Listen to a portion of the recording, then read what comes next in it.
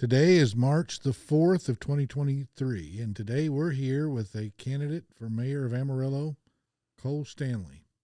Cole, welcome. Hey, thanks for having me, man. Afternoon. It's a pretty Saturday out there, isn't It's it? beautiful. Yeah, I don't know why we have to be cooped up in here. I think it's because you or our headquarters secretary called and scheduled this interview, and we agreed to it. So we're going to do what's best for the voters of Amarillo and inform them. And so why don't you tell them why you're running for mayor? Man, in a real quick soundbite, like it is the opportunity that presents itself right now. We're at a critical stage in Amarillo's growth and where we are as a city, and I can impact my city the most from that center chair. And so I'm invested heavily these last 2 years as your councilman, place one. I've learned a great deal, and I have every opportunity to really impact for the good of our city, the ability to lead us, back to basics, to bring us back to fundamentals, foundations, the right role of government, to make things efficient, functional, and good for the public, and then get us out of the things that we don't belong in. What type of things do we not belong in? So a good example, I sit on the LGC right now, and that's your downtown parking garage with the retail center. And so great example of that is I think we've had 6 years of trying to be in the real estate business. And I'm in the real estate business on the construction side. And we do some small development stuff, and we do some commercial developing. And it is a tough business if you don't live there and you haven't grown up there. And so the city took a pretty big risk to grow that downtown and to put some investment in there. And right now it's not working. So we don't have any of those spaces leased out with the exception of one, which is Joe Taco right there. And so, we're coming up with the best plan that we have to work with what we have, which is to try to condo those spaces, address them out individually, maybe make them a little smaller than what we had wanted, and allow people to buy them. Yep. And so if you can't lease it, sell it. And you've been there, you understand that. A lot of our public understands that, but that's a good example of, capitalism works when the government gets out of the way. Yep. And then we got involved just enough to try to help capitalism downtown. And now I think the thing to do is to get us back out of that business. I think the voters will like to hear that. I never understood why they thought they could lease those spaces where they put them downtown. There's too much traffic by there. There's nowhere. People aren't going to stop there to go into shop. Yeah, we live in a real unique structure to our city. We're sprawling. We have traffic counts. Our demographics here, you can't really just count on the things that you can count on in other cities, Dallas, whatever. Mm-hmm. So even though you have high traffic counts, you don't have rooftops around you. And so you calculate that puzzle with, hey, we got great traffic counts. We know we've got a big ball club coming across the street. We're going to have games. We're going to have interest. This will go. And I appreciate that they were willing to take a risk and get out there, but it's proven to be a tough one to lease. And so my hope is that we can stay in somewhat of that same usage, general retail, maybe some high-end office, and that we'll have people that say, hey, I can't go and build my own building and buy my own corner, but I could own, a space in there and own my own 2,000 square foot or whatever. And it is downtown. It is cool. Polk Street's been the great example. The Barfield, Crush, everything up and down that block of just showing you that our downtown can revitalize and can come to what it needs to be. And we all want to hang out down there, but as far as shopping and doing some of the other stuff that's typical retail, you see a lot of that elsewhere in town, and it's just a hard fit. Well, people don't want to pay for parking. Yeah, and that's the other part there. And even as a council, we've given it to where it's free parking now for 30 minutes. Now you still have to go on the app and put it in your phone, and then when you get it up, it'll say, oh, your first 30 minutes are free. But then if you stay longer than 30, then you're paying, a little bit. And I would question the philosophy in any of that as a developer do I want to charge for parking? I mean, I want to give myself every opportunity to get my tenants in and get my businesses going. So that's a tough one in and of itself. To me, those businesses were there when they didn't have paid parking, and then you put paid parking on them, and you're going to push that business elsewhere. It's not fair to the businesses. I just don't think it's right. I think they should do away with it. That's what made me come to Amarillo from Austin 30 years ago. And I drove up here to go downtown to my attorney's office, and I didn't have to pay for parking. I thought I was in heaven. Yeah. And it's psychological. But if you want to bring people downtown, why tax them? Right. Yeah. Well, so the balance there. We don't have a problem with parking. Right. And I see the balance in that. You know, you look at the warehouse or the parking garage. And so, you know, is there a market for when we have a big Hodgetown game to have 500 people be able to park in that? For sure. Do I mind paying my $7 or $8? I don't. I'll gladly do it to be that close. Mm-hmm. However, street parking, you know, Monday through Friday is a different deal. Exactly. And so right now we've just kind of bit the whole thing off. We took an angle, and so hopefully with new council, new leadership, we'll take a step back and relook at some of the stuff that we've done and say, hey, could we make this better? Doesn't mean that you did it wrong or that we're totally against what you've done. Just means maybe you missed it and we need to dial that in a little bit better. Yeah, there's no sense in blaming anybody for doing something wrong. Sometimes you try things, and if they don't work, you just have to say, well, this didn't work. Let's try something new. Mm-hmm. That's all. Yeah, and the only guy who really went out of business was the guy who tried the one thing and then said, I'll live or die on that. So as a business person, I've tried lots of things that didn't work, and they've all led me to the next thing. Sure. And it's because you take a step back and you say, what can I do different? What did I miss? Where was I wrong? Yep. Well, that's good. I think a lot of people are becoming more involved, and they're with the fiasco with the tax anticipation notes. I think that really got people's attention, and it kind of made them realize maybe I need to pay attention to our local mayor and city council races. Yeah. So I think there's going to be a lot of interest this year in your race as well as the city council races. Yeah. The landscape looks good. I mean, 23 candidates all the way across. So we have a good opportunity right now to have a real true form of a representative government, because you look at that and it's not just one pocket. It's not just one group of friends. And it's really not the kind of same old. You know, it's not the same old groups that are always kind of pushing. You have a little bit of everything in there, and so I'm excited for it. Yeah, I think it's good. It's good for everybody. It's good for the candidates. It's good for the voters, and it's good for the community. The more participation, the better. The more candidates, the better. Mm-hmm. Of course, I'm not running. Mm-hmm.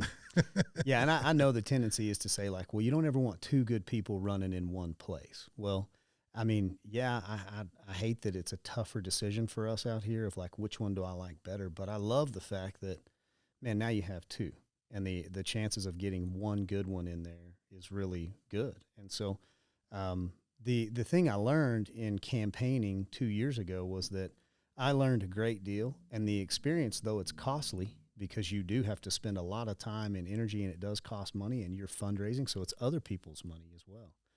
It's an experience that teaches you, and it moves you down the road. Tom Sherlin's a great example. Mm-hmm. Man, I wouldn't have known that guy if I didn't campaign next to him, you know? And so I got elected, he didn't. But now you look at it, I mean, he was the guy that I was able to reach out to for Amarillo Senior Citizens Association and say, hey, man, I need help. I need a leader. I need somebody that can really pull a group of people back together. And so you look at what he's done just in a few months. It's fantastic. Well, if he hadn't ran for office, how would I have ever known? You know? So I like the fact that they're running, and we won't all win. You know, some of us will, some of us won't. But it doesn't mean that just because you're not inside City Hall, you know, with a voice, that you don't have a voice outside City Hall. I think that's proven. Yeah. Well, is there a chance there could be a runoff? Would there be a runoff if somebody doesn't win a majority? Yeah, so the interesting thing is, like, we're asking questions right now of what does this really look like? Because I don't know that anybody's had to play it out in a scenario like it is. So my understanding right now, and I think we're correct in what would happen, is any place, and including the mayor, that would end up in a runoff. So that means anything less than 50% plus one vote. So you got to get 50% plus one vote. You don't have to have 51%, Right. but you got to have 50 plus one vote. Then that's going to go to a runoff. And all that means is if you had 6 people in that field, you've got number 1 and number 2. Though neither one got 50% plus the 1, they would then run again for what would be another 6 weeks. So your existing council, current council, would remain seated in that chair to serve for an additional 6 weeks while the runoff took place. So play that out in the form of mayor, place 1, place 2. So if there was a runoff for the mayor, then I guess I stay place 1 and Frida, or no, if there's a runoff for the mayor, we would run, Ginger would stay. But if there's a runoff for place 1, I would stay. Unless I won, then I would move. And then we would go forward with a quorum, but not with place 1. There's about 10 different scenarios that are fun to think about. But that in and of itself is a cool landscape. Look at the fight that we've all been willing to get in and the race that we want, because there's a lot of good people out there that think they can affect Amarillo for good. Yeah, but I think they're gradually losing their grip. When you say they, who do you mean they? Well, the people that have kind of controlled Amarillo for years and put the people up to run that they wanted and funded them and made sure they got elected, because nobody was engaging and informing the voters. The voters were kind of unaware of what was going on in the city, and so we're trying to change that by getting the message out directly to the voter. Well, that's what I'm trying to do, and I think it's helping wake people up and get them involved a little bit so they know what's going on, because our media doesn't do a very good job of informing the voters. They do some, but the people now aren't really paying much attention to the media because the local media has kind of disappeared. Yeah, I agree with that in the way of, I've taken some hard stances, voted against some things that were, on the surface, they sounded really good. But then when you really dig into it, if you're paying attention, you kind of want to know why, and crickets, nobody's calling my office. Nobody's saying, hey, man, can we get you on camera? Let's educate people on why you're thinking what you're thinking. And conversely, on the other side, you kind of get one message out that's kind of cooked up, and they've already worked on it. And then we all get out there to deal with an issue for the first time, supposedly, and there's all of this other stuff that's going on. And not one reporter has ever said, man, when did y'all ever talk about this before? Because this was just presented to the public, So I have a big problem with a lot of that. I think that a lot of that will work itself out because the voice of the voter has become a big issue. One of my biggest things that I really want to focus on, and you can look at it in the way of even public address and the way in which our agendas are written and the way in which we'll handle meetings. So if I get to stay on and work down there for another 2 years, then, having that voice of your taxpayer, your voter, and that citizen be able to come in and actually be heard is a big deal. And so even though it looks on the surface a lot like we've listened and we've thought through all this, truly we're not listening. Truly we may be putting on the presentation and the show, but the direction was already selected 4 or 5 years ago, and they're still going the same direction. And the Civic Center lawsuit was a good example of, we said push the brakes and you push the gas pedal. Yep. So we threw the emergency brake up, and now we've all slid into a stop, and we're looking around with everything that was behind us that hit the windshield, and we're all like, oh, well, what a great mess you've made. I'm like, well, okay, I'll take it. I'd rather have the mess. Let's clean it up now. Yeah. Before it gets any worse. Right. But we're not listening. And so like public address, I mean, we could do that at the beginning of the meeting still, but then we could still allow our voters to talk to us and our citizens to talk to us on different issues. So the fact that we won't acknowledge people and let them contribute in the conversation when we're hearing different issues, and the fact that we ask them to speak publicly before they've ever heard anything. Honestly, a lot of the public address I get, I mean, I'm listening to these guys ask me questions that I know we're going to answer. You know, like, yeah, I kind of read it the same way, but, you know, if you'd heard what I had heard over the last 2 or 3 days before this meeting, you would know that's not an issue. And so those kind of play out, but it's repetitive, you know, and then the fact that we don't talk to anybody. So you're out there and you're addressing me and I just look at you, you know, I mean, that is not the way this was set up. It's not the best. You know, you say like, well, we need to build trust and we need to be able to have relationship. Well, the way you build trust is by you, my boss, not having to trust me, you know? So like if I work for you, you may trust me to do my job, but you don't have to. At any given point in time, you come check my work. You come and ask me for my report. You come and look and see what I'm doing. You know, the fact that like as my boss, I may not let you see what I'm doing, that would cause you not to trust me, you know, especially if you called me and I just chose not to talk to you. So all of those things compound in a way where I agree we need to build trust with our citizenry. But what are you doing to really do it? You're not even willing to change a meeting or the style in which you're leading. Yeah, I think moving the city council meetings to an evening where people could show up, where they had the opportunity to show up, I think would just be huge. People can't get off work during 3 o'clock or whenever you're having them now. Mm-hmm. And then they went to 2 times a month. Well, that doesn't mean you can't have, that you can have a meeting every week. Right. It's just that you don't have to have a meeting every week. Well, and so here's the thing. Like, I understand that business is, you know, business as usual needs to be done. And so the every 2 weeks, there's pros and cons to it.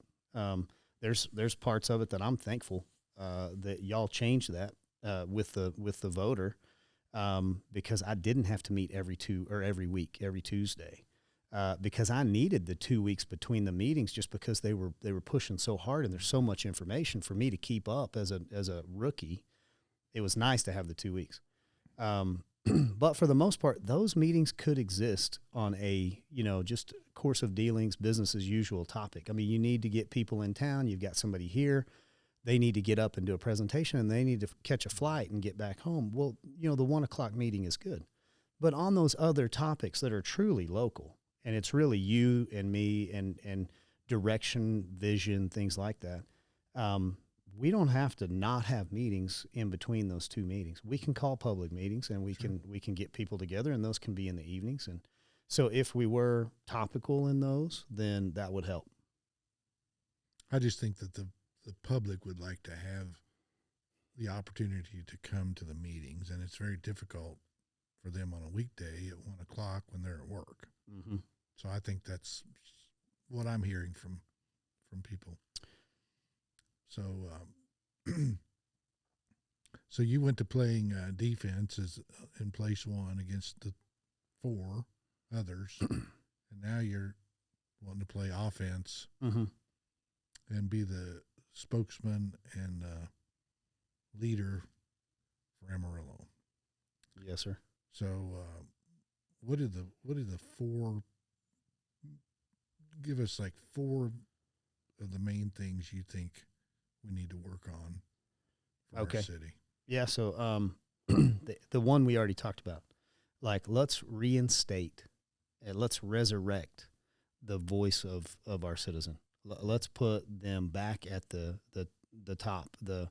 You know, when you talk about customer service, when you talk about meetings, when you talk about accountability, let's truly live out what we say we want to do. We say the citizen is the boss. We say that they're at the top and everybody works underneath them.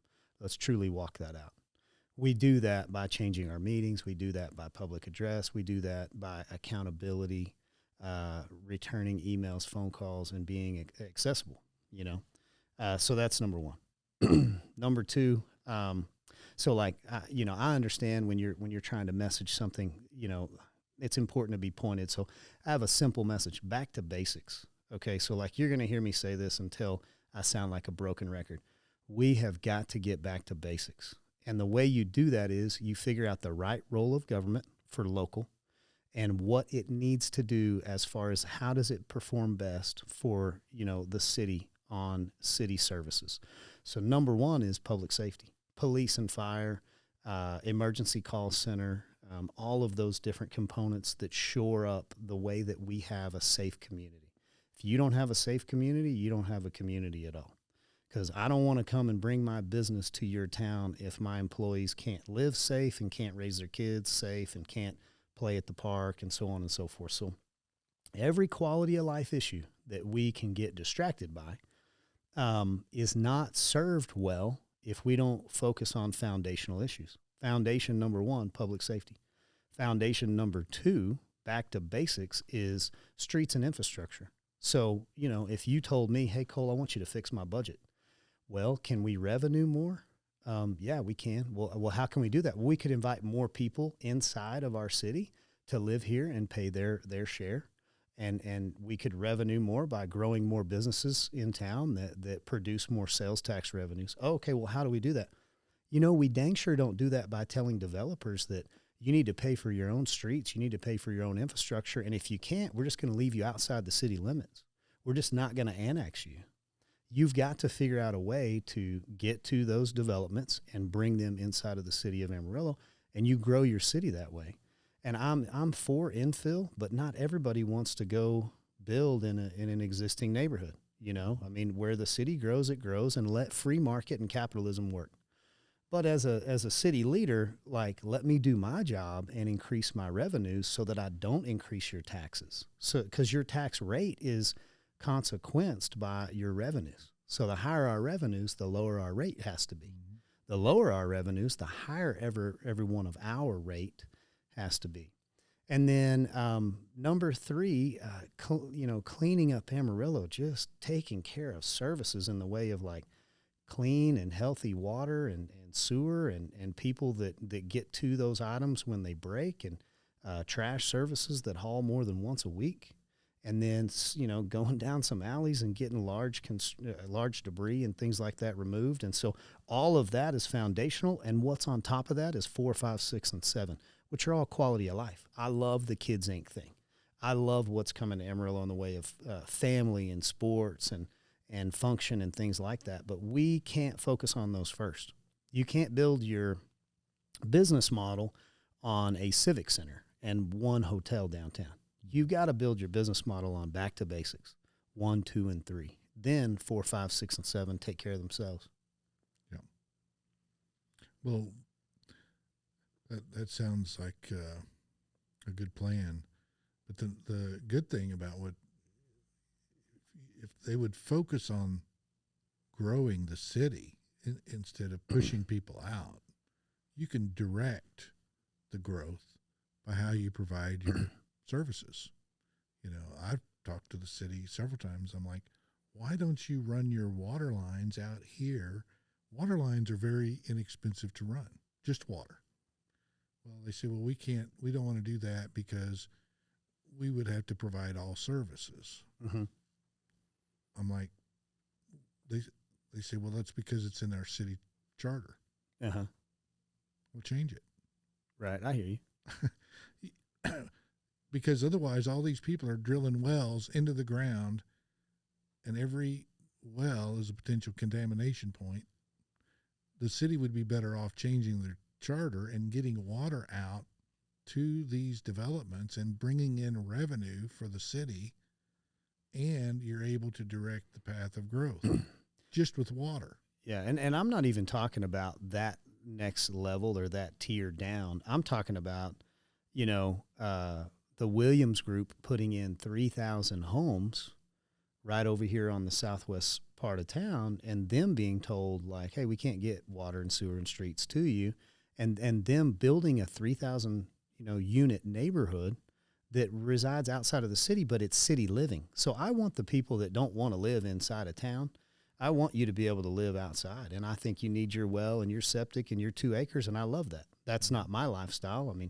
I live in town, but there's no reason for us to go out and do a master plan development that is city living and then no city services, or then they're having to provide their own little municipality, which, that may have its role. It has some pros and cons, but ultimately, I think the budget allows for it. I think your revenue bonds are exactly what that's for, and that we reach out and we pull those pieces in. And if you give me a 20, 30-year look down the road, that makes the most sense. Yeah, because you're providing a service and you're getting paid for it, and it's a profit center for the city, and it's a value for the customer. Yep. And the That's more people, capitalism. People we have buying water and paying for sewer, and the more people that we have that we rooftop here, the more Dollar Generals and Tootin' Totems and everything else on the corners that we get, and it is cyclical. You get what you reap what you sow, and so like when you're sowing into that infrastructure, at the end of all of that, you're reaping those sales tax dollars ultimately, and that's what provides the money that you and I need for us to be able to say, okay, we can justify the right size police force. We don't have to have too few police officers. We can justify that new fire station so that we have fire coverage everywhere in town, not just where we first popped up. Yeah. I guess there's a lot of areas in town that don't really have very close fire protection. We have a few holes. It's not as bad as you think because our fire department does a fantastic job. Their response time is like no other. And so they get to everything. So you and I aren't concerned from a life safety standpoint. However, we're at 200,000 people, and if I take you to 250, you may not have that same ability. So we need to be forward thinking, and we need to know 250 is going to get here real quick. So it's my understanding that there's a lot of development economically coming toward Amarillo. Yes, sir. Do you want to elaborate on any of that? Mm-hmm. Yeah, I'll do it. So like over the last 2 years, we've seen the AEDC just outperform itself. Like in the last 2 years, they've done what they didn't do in the last 20. So whether you're talking Cacique Foods, Producers Own Beef, CVMR, any of the other big hitters, you're talking 5,000 jobs that are coming here. And so on average, these are probably averaging $60,000 to $75,000, a year jobs. Some of these companies are bringing $100,000 a year bread and butter jobs. They're very technical, they're skilled, they're great jobs. Some of these other ones are a little bit more on the underskilled market, and they're paying $50,000. But, from a business standpoint, I understand that every dollar you bring in, it circulates 7 times.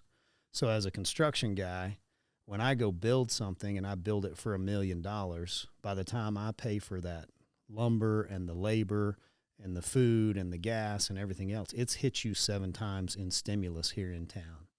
And so just the activity and the stimulus of the growth from the construction is a good stimulus. But then when you overlay that with 5,000 good paying jobs in town, you're talking 15, 20,000 people here when you figure families and I guess the exponential factors that come with that. So yeah, because every job created is going to create another job.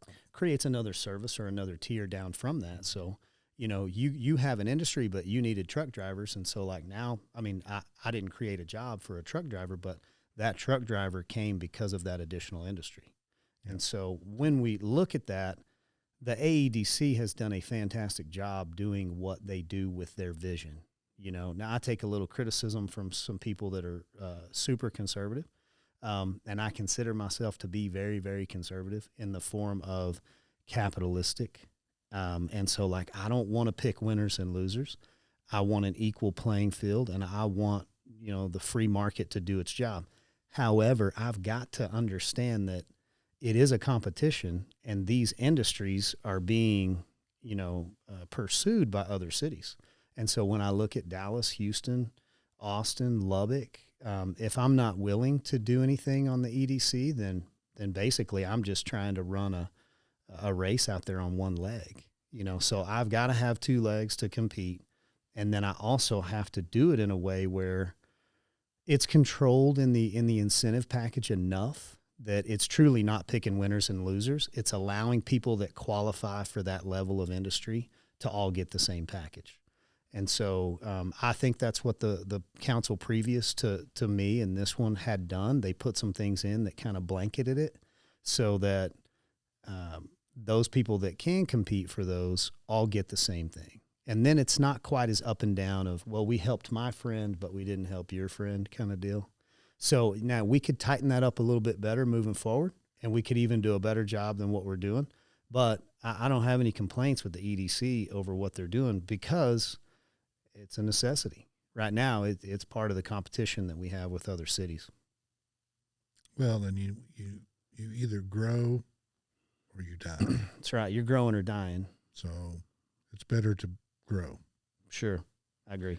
So you gotta play with the hand you're dealt. Right. And I think that on that side, with us adding those additional industries and those jobs, those industries are going to grow other industries. Exactly. So we are farm and ag. Mm-hmm. Now, yes, we have a great medical facility and we have some of the best and brightest doctors here, but like bottom line, we're really in an agrarian society. And so when we focus on that, like producers own beef and things like that, we're getting somewhere. That is long-term gain for us. And everybody has to eat. That's something you're not going to get out of, right?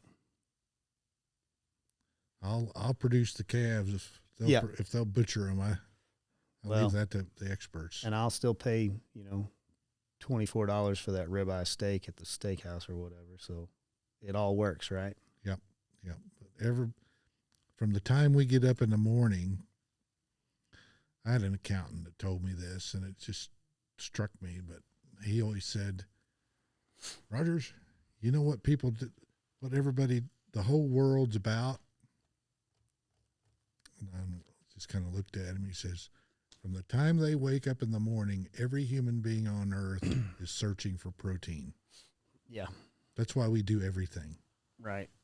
So we can eat. Your vegetarian listeners may not say it exactly like that. Well, they've got to get protein. They still got to agree with it. They might eat beans or something. We can some lentils or something like that. But at the end of the day, it's hard to beat beef. Right. Especially Texas beef. And you and I are similar in the way of like, you focus on food and I focus on shelter. Mm-hmm. And so like you got to have that house. You got to have that roof fixed. You got to have that security and that safety. And so in my business life for 20 plus years, that's what I focused on. In this newfound cause that I'm chasing down, shelter takes on a different aspect. It's become public safety. It's become infrastructure, streets. It's become like the necessity. So what does my government need to do for me? Very, very little if they get out of my way and if they do it well. Yeah, I think the natural tendency, it's just the natural thing to happen is government starts out really good and they do a really good job of maintaining the streets and the infrastructure, and then people get complacent and then they quit voting, and then corruption takes hold in every community in the country, and pretty soon a small group is running the city because nobody else is participating. Mm-hmm. And over time it's just the natural tendency to have certain groups take control because nobody else is paying attention. Now, it's easy to be critical on government in that way, but we can apply that same criticism to every other function. Exactly. And so if you take it to business, if I run my business that way, so we start off good, I'm taking your phone calls, I'm getting through my punch list, I'm following up on warranty because it's mine, right? And you get too big. But I get too big, I get complacent, apathetic, I'm not in the office as much, maybe I'm distracted.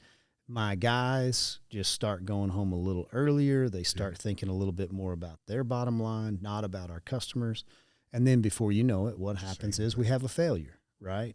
You take that in any team sporting event, it's the exact same thing. Mm-hmm. That's why competition works. That's why I'm competing right now for that mayoral candidacy, because that's what's good for us. That's right. And so as long as we keep competition, as long as we keep ourselves sharp that way, then we won't get too far off in this ditch. But I'm concerned that we're sliding down the hill a little further than I would like. especially, as a nation. Yep. Yeah, you really see it in business. They get too big to where one person really can't control it, and it's not long, and that business vanishes. So right now, Apple's wonderful, but at some point, it will fail because there'll be a young company come in with something a little bit cooler, and they'll get complacent. It might be 10 years, 15, 20, 30 years away. Well, Apple's a great example of, Steve Jobs was there, and he challenged everybody, and he had a vision and a purpose. But when he was gone, then you saw them go to a subscription type company. And then they kind of rested and said, look, we can't sell products, so we're just going to kind of take what we can get. Well, you're on the decline, and their stocks and things show that. But this is what is so great about like back to basics. Mm-hmm. What do you do as a sporting team when you start losing games? Do you replace everyone? Do you go out there and you try the craziest thing you could have ever done and you reinvent the wheel? No. What you do is you go back to basics and you get everybody on the team and you say, let's drill these fundamentals. We got to learn to throw and catch again. We got to get faster. We've got to get healthier, stronger, whatever. So as a city, we have some throwing and some catching that we need to do. We have some strength and conditioning training that we need to do. And so when we get back to basics, we'll get better and you'll see those wins. And I'm not saying we've had a ton of losses, but I'm telling you, like, we're not winning with our voters right now. And that's pretty evident over the last year. Well, I went door to door with a couple of my precinct chairs right after they proposed those tax anticipation notes. And I'm telling you, you talk about people being mad. Yeah. I mean, they were ready to take up arms, literally. I mean, I had to calm some of them down. They were mad. And it was a good 85, 90% were very upset. Right. Well, it all comes down to leadership in that one scenario. And it comes down to a viewpoint of we've tried to communicate, we've tried to teach you, we've tried to educate you. Bottom line, you just don't know enough. We know better than you know. And so as a leader, anytime you get to that point, it's time for them to go. It is a humbling experience to watch that, in watching, because what creeps in is pride. And that is what it is when you say, I know better than you know. Bottom line, you don't. And bottom line, nobody elected you to know best. They elected you to lead. And then in the republic that we have with our representatives, you are tasked to do the best you can with what you're given. You're never tasked to take more than what you're given. Mm-hmm. And it's set up in that way. And so it's fundamentally wrong. Yep. It's just, I'm glad you said that. We live in a constitutional republic, not a democracy. Democracy is mob rule. Right. But they want to push us to that. I see it every day. I see how their media is actually trying to convince people that we live in a democracy. But that is a very, very bad system. And a lot of people haven't come around to that truth. They hear the word democracy and they still think like, well, that is what this is, and it's a democracy because we have democratic values.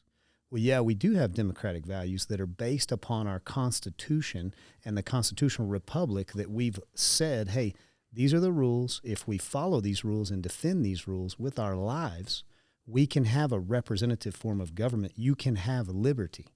However, when you go to mob rule, which a lot of people don't understand democracy truly is, if it's a true democracy, it's mob rule, meaning whoever gets in power that has the 51% gets to do whatever they want. 50 plus 1. That's right. So we don't have a true democracy. We have a democratic value system which says we want you to vote.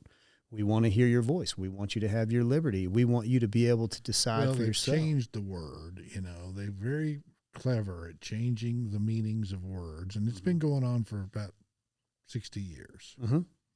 And I notice it now because I've kind of studied this, and I see what they're doing, and it works. I mean, over a long period of time, they flip the meanings of words. Mm-hmm. But they don't teach people in school. They tell them that we're a democracy. Right. That's a lie. We're a republic, a representative republic. So we elect representatives like you to represent our interests. That's right. And that's it. And if it's just that simple. So the elected representative is supposed to do what their constituents ask them to do. Well, and I get that there is an aspect, because I could hear some people listening or watching to this and saying like, well, but then you're just going to be controlled by those few that are in your ear. So as a representative, yes, I'm elected, and I am a representative of not only my constituents, those people that pat me on the back, but everyone that I represent in that precinct, that city, or at large, whatever that looks like. And here we're at large. So I'm representing the entire community as best I can based upon these foundational truths that we have that keep me on the republic mindset of I have to do what's best for the community as a whole, not what my special interest or my thought or your direction would be. However, because of that, the only reason you should trust that I could be a good representative is I'm held to these functions, meaning I have to put it up for a first and a second reading. I have to let you come in and tell everyone how wrong I am if I'm wrong. I have to be accountable to you and transparent to where when you say, hey, I want to sit in on that meeting, I want to hear where this idea came from. Have you thought about this, this, and this? We don't get to just brush you aside. And so when we decided to get outside of holding ourselves accountable to the structure that we have, that's where we've gone from, our representative government to more of our tyrannical look. And so that basically goes back to the idea of we know better than you. You're not smart enough. So we're not going to take the time to really go through this with you. We're just going to slam the gavel down and we're going to move on.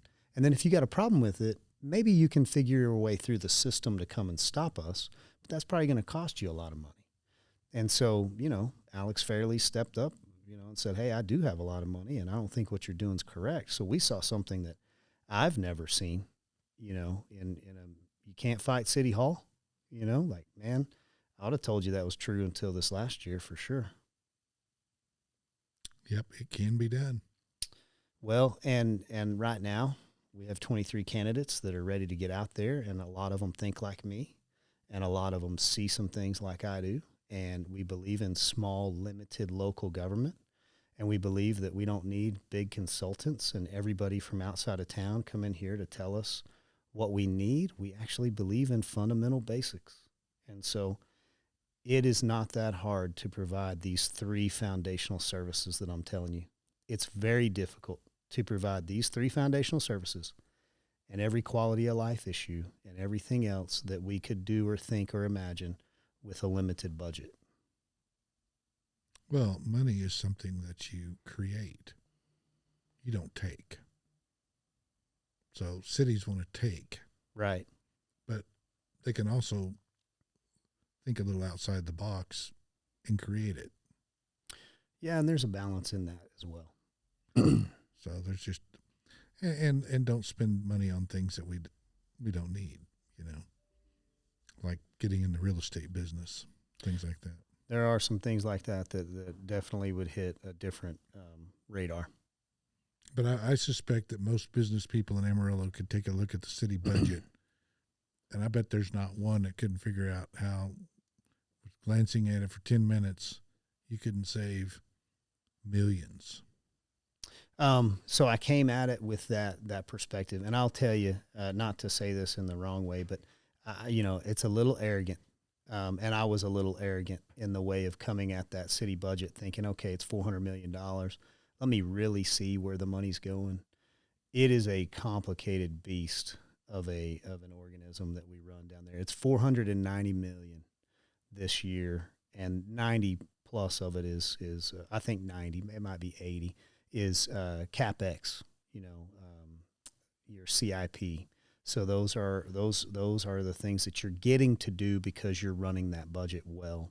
So you have either additional revenues, or you have federal grants, or you have funds that you can put into replacing infrastructure and doing good things.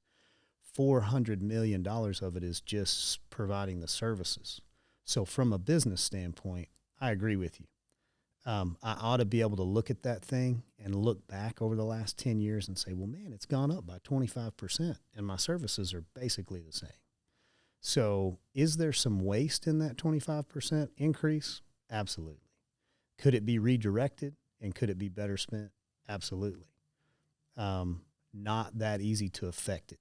It's really difficult. I've spent 2 years digging and working and coming up with ideas and proposing, and I mean, every door's closed.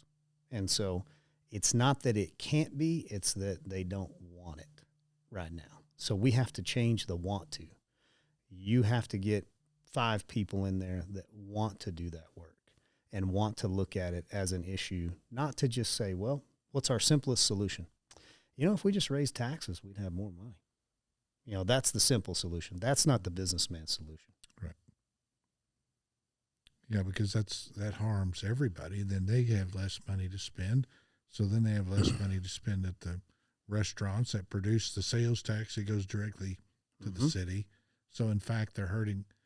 It could be a negative if you raise taxes, not necessarily a positive. Sure. So people think that they can, and that's the problem we have with a lot of,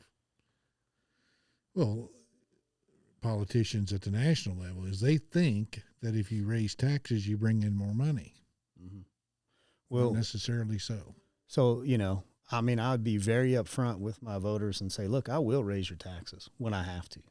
And I will do it with your vote and with your consideration.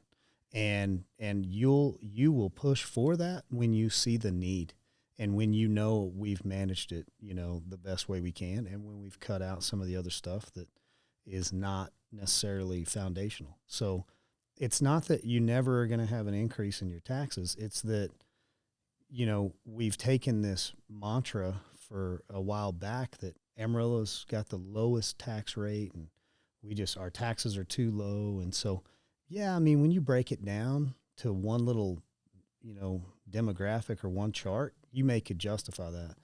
But when you look at the tax rate as a whole, I'm thinking about that single mom that has 2 or 3 kids and she can't afford lunch money.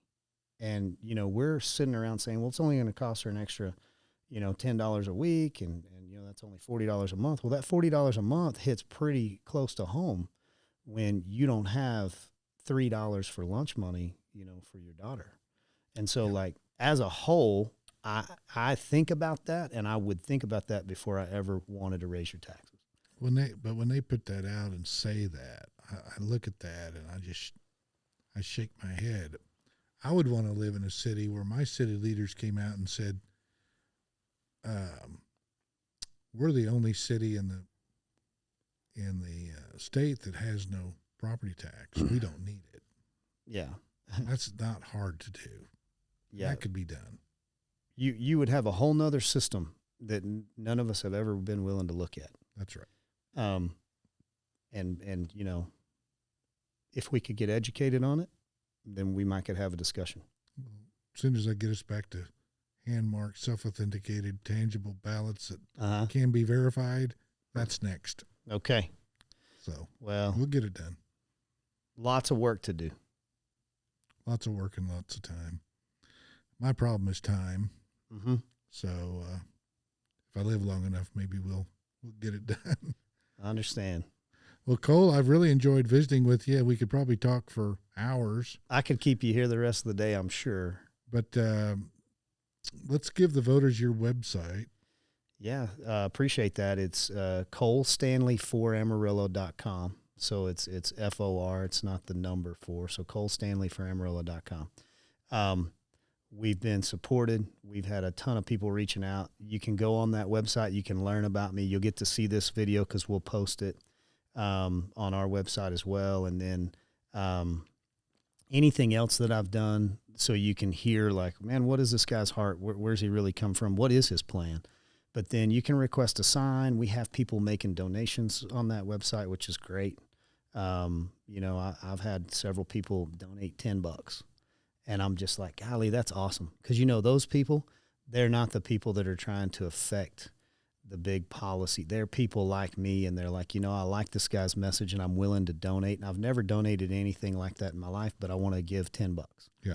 And so that means a lot to me. And so that's our website, and we're off to a great start. And we've got lots of forums. I think I'll try to do every one of them, especially if I'm invited to them. And then May 6th is going to get here real quick. So if you're not registered, don't get caught where you do want to vote. You know, my daughter's turning 18, and she'll be a voter for the first time. And she's like, "Oh, did I miss it? Can I get rid?" I'm like, "No, yeah, we can do it." Anybody can go to our headquarters office at 4217 Southwest 21st Avenue and register to vote if you're not registered. So we'll throw that out there. I love it. So we've got somebody there all day, every day, Monday through Friday. I really appreciate what you guys do. You do a very good job of fulfilling kind of a vision of educating the voter. And so a lot of people don't realize that it's not a club, that it's not, well, I never filled out my Republican card, so I guess I don't belong, so I can't go over there. It's not a club. You exist to educate the voter, and that's what you do a really good job of. Yeah. Well, we're fixing to have something come out here in the next, hopefully, week. I'm waiting on doing a couple little short videos to explain people how to use the system. Mm-hmm. But then everything's going to be in one place for them. We'll have your city council meetings live, the city commission meetings. Great. They'll be able to interact with you. They'll be able to communicate with one another. Any political subdivision in our area is set up on that platform. So it's going to be, you can even, we'll probably give a space to whoever gets elected, their own space on it, so they will have their own channel. Their own microphone. They can communicate, and I may use it if I can to have forums one-on-one with like just the mayor candidates, like on Saturday mornings, kind of like we did at our headquarters office last year, which went out pretty well. But a lot of people can't get out, or they can't go to these places. They've got families, they've got school. But if we can do some of these online through our platform, then anybody can see them, and then we can save them, and they can watch them at any time. But they have to join, and I'm only allowing people that are registered voters to join, because I don't want people that aren't willing to participate in. One more good reason to go get registered, be able to vote. That's right. So it could change. It's all about educating the voters, because I think an informed and educated and engaged individual will make the right decision for them. Mm-hmm. And that's all we need. I have no fear of the voters. Right. Because they will elect the right person. So I want as many people to run, because the best will win if the voters know about them. Yeah. I'm looking for 5 strong independent leaders in those 5 chairs. Well, I think each race has some very good, competent people, and several.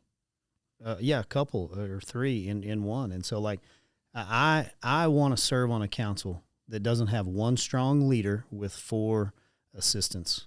Mm-hmm. And I want to work in a city that has a strong leadership at the council level, and that bleeds into your management. Mm-hmm. And where each department head is empowered and every city service is running efficiently, because that culture has changed, because 5 strong, effective leaders might get out there and have a meeting in public that is messy. Mm-hmm. And it might actually be a good discussion and an argument, for, heaven's sake, like, good grief. I mean, and then we might actually get to the point to where we have one leader say to the other one, like, man, I didn't think of that. That's a better idea than the one I just had. And so for a point of vision and strategy for our community, like, I've opened up my eyes over the last 2 years in a lot of ways, none more so than how important Amarillo really is. Mm-hmm. When you get down to it, little Amarillo, is the beef capital of the world.